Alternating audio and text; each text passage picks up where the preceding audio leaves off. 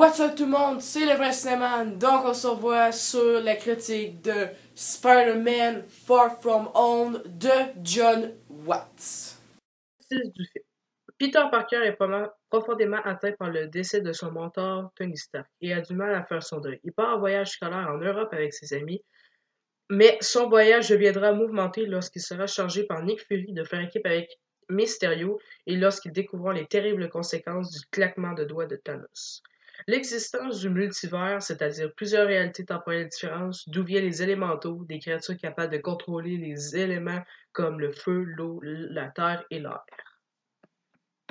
Donc, est-ce que j'attendais Spider-Man Far From Home? Eh bien oui, je l'attendais beaucoup pour plusieurs raisons, notamment parce que j'aime vraiment Spider-Man dans le MCU et en général, j'aime beaucoup la trilogie de Sam Raimi. Je suis dans ceux qui ont bien aimé Amazing Spider-Man, le 2 est super bon, le premier est correct, voilà, j'ai bien aimé, si on passe un bon moment devant, mais c'est pas mémorable. Et Spider-Man to the Spider-Verse reste mon Spider-Man dans tout préféré, c'est un super bon film, un excellent, je vais le dire, chef-d'œuvre.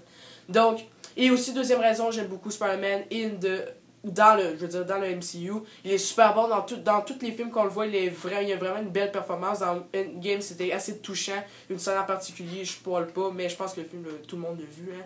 J'espère en tout cas. Bref, sinon dans Infinity War, sa prestation était quand même cool. Même chose pour Civil War, c'était quand même une belle première interprétation.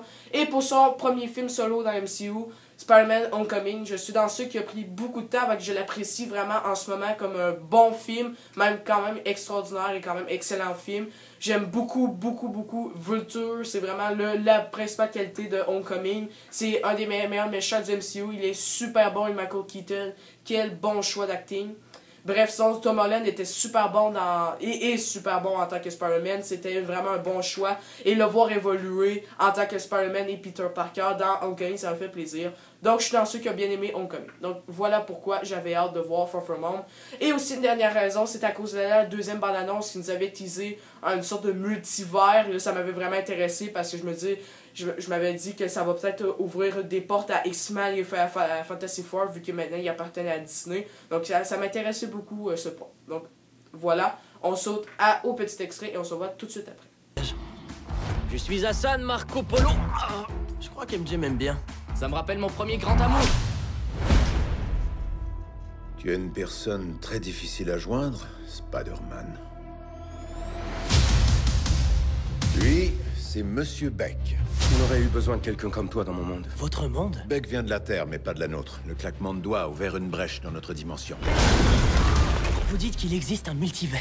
On a une mission à accomplir. Et toi, tu viens avec nous. Vous pouvez sûrement faire appel à quelqu'un d'autre, je sais pas, à tort. Pas sur Terre. Capitaine Marvel? Trop occupé. Je suis qu'une araignée qui arrête des criminels. Est-ce que j'ai aimé Spider-Man Far From Home? Ma foi, oui. Et oui, il est 1000 fois mieux que Homecoming. Spider-Man Far From Home, c'est vraiment un des meilleurs, dans le top 3 des meilleurs Spider-Man qui a jamais été sorti. C'était super bon, je me suis éclaté devant ce film. Il prend les mêmes choses que Homecoming a fait, mais encore 1000 fois mieux. Donc vraiment bravo, j'ai vraiment adoré ce film. Et ce film partage aussi la 5e position de mon top 5 de mes Marvel, de mes MCU préférés avec Civil War et Infinity War. Donc voilà. Donc sautons au seul petit défaut, parce que oui, le film n'est pas parfait. Donc sautons au petit défaut que j'ai avec le film. Le seul petit défaut que j'ai avec le film, c'est sa réal. Je trouve qu'elle est moyenne, parce que j'ai détesté la réalisation de Homecoming. C'est son seul gros point faible. Jon Watts avait aucun talent dans Homecoming. Et ben dans Far From Home, on voit une certaine amélioration. Il y a des bonnes idées, surtout dans les scènes d'action. Les scènes d'action sont super bien réussies. C'est pas comme Anna Boden justement avec Captain Marvel cette année qui avait fait un petit peu quelque chose de moisi niveau sa scène d'action, mais là les scènes d'action sont bien filmées. Il y a vraiment une scène, surtout à la fin, l'espèce de confrontation entre Mysterio et Spider-Man, ça va pour les liens. Il y a vraiment une séquence, un plan de caméra qui est super beau. Je trouve que Jon Watts s'est amélioré, mais ça reste encore un peu imparfait, ça reste même quand même très imparfait. Il y a place à l'amélioration. Donc voilà, le reste c'est que du bon. Far From Home, le jeu d'acting est encore super bon. Tom Holland, super belle interprétation, même je pense sa meilleure en tant que Spider-Man. Il est super bon et surtout c'est vraiment plus touchant aussi de le voir jouer dans Far From Home à certains moments parce que tu sais, il se dit qu'il est pas capable de battre Tony Stark, qu'il va peut-être pas être le meilleur, le nouveau Iron Man. Et oui, c'est vraiment cet narratif-là aussi très intéressant dans le film.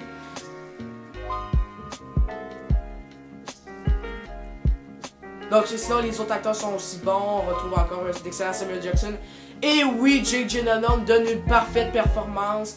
C'est vraiment du bien parce que justement Dark Phoenix il avait utilisé Jessica Chastain dans le casting qui avait rien fait du tout avec elle, il n'avait pas usé de son excellent talent. Tandis que là dans Far From Home, ils ont décidé de bien l'utiliser et ça donne quelque chose de beau à voir à l'écran. Jake Gyllenhaal, c'était un foutu talent. Sinon au niveau histoire, eh bien c'est 1000 fois mieux que Homecoming. On soit vraiment une plus belle évolution, une meilleure histoire. C'est vraiment plus développé, vraiment l'histoire avec le voyage et tout, c'est bien développé. Aussi le film est teens aussi, donc il va y avoir une sorte de relation avec MJ et Peter. Ils vont vraiment bien évoluer dans le film et on s'attache beaucoup plus maintenant à MJ parce que tu sais c'est vraiment drôle de voir qu'on s'attache à une personne aussi étrange qui aime les meurtres, les couleurs bizarres, vraiment les choses que mettons qu'elle voit quand elle embarque dans son appart, elle dit ah il y a des gens qui ont été tués là, elle a juste une obsession là-dessus puis c'est drôle qu'on s'attache à elle pareil, c'est super bien aussi. Sinon le méchant Mysterio a une super belle histoire et c'est sûr que niveau méchant, c'est vraiment ses intentions sont très très bonnes, mais je trouve que le méchant est pas très menaçant. Donc je veux pas dire pour quelle raison parce que sinon je suis spoilé, mais je trouve qu'il est pas très menaçant, mais non sinon ses intentions sont bien correctes. Donc c'est sûr que ça fait pas Mysterio comme un méchant vraiment meilleur méchant du MCU, mais ça fait quand même un très bon méchant, quand même bien écrit. Sinon l'histoire en général, c'est bien, c'est encore cool, c'est encore on reprend les mêmes veines comme Homecoming, mais comme je disais au début, c'est 1000 fois mieux. Sinon, niveau BO, c'était encore bien réussi. C'est du Michael Michel Giacchino. Je sais pas prononcer son nom de famille, il a un nom italien. Bref, lui qui a fait la merveilleuse BO de Incredibles, de ce film, de Homecoming. Bref, voilà, un excellent compositeur. Ça fait encore une belle musique, encore une fois. Sinon, pour finir, on va parler des FX. Les FX sont encore très beaux. On voit que c'est du Marvel, on voit qu'ils ont de l'argent. Et voilà, c'est vraiment super bien réussi. Encore une fois, les effets spéciaux. Bravo, c'est super bien, on s'y croit dedans et bravo. Et je fais une petite parenthèse pour terminer la vidéo sur les post-credit scenes qui étaient quand même assez vraiment surprenantes. Je m'attendais vraiment pas à ça ce niveau post-credit scenes. Surtout la dernière m'a mis en what the fuck total. Ceux qui peuvent m'expliquer la dernière post-credit scene, aidez-moi s'il vous plaît parce que je suis encore, je viens de voir le film, je sors de là, je suis encore what the fuck, mais c'est quoi ça? Je dis pas qu'elle est pas mauvaise, mais je trouve que c'est quand même assez bizarre. Et la première aussi est encore cool, il y a du monde qui disait qu'elle est moins bonne, mais moi je l'aime beaucoup la première.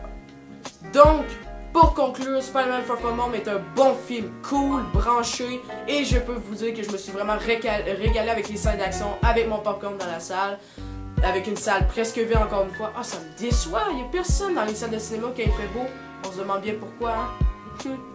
Bref, je le donne le film un merveilleux 9.5 sur 10 et un coup de cœur. C'est vraiment un bon film. Mais voilà, il est quasi parfait à cause des foutus Yes Man de Marvel de merde, ça m'énerve.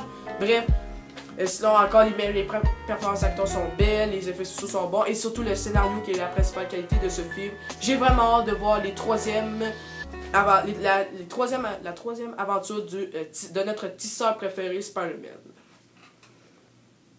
Voilà tout le monde, la vidéo est terminée. Si vous avez aimé, n'oubliez pas de liker cette vidéo et de partager. Malheureusement, il n'y aura pas de critique sur Midsommar parce que c'est 16 ans et plus et les satanés au Québec ne nous laissent pas entrer quand c'est 16 ans et plus. Donc, on va se revoir sur une prochaine vidéo, une critique vinyle qui va avoir très prochainement, dans la semaine prochaine qui suit. Et on va se revoir vers la fin juillet pour une critique sur Lion King et sur Once Upon a Time in Hollywood.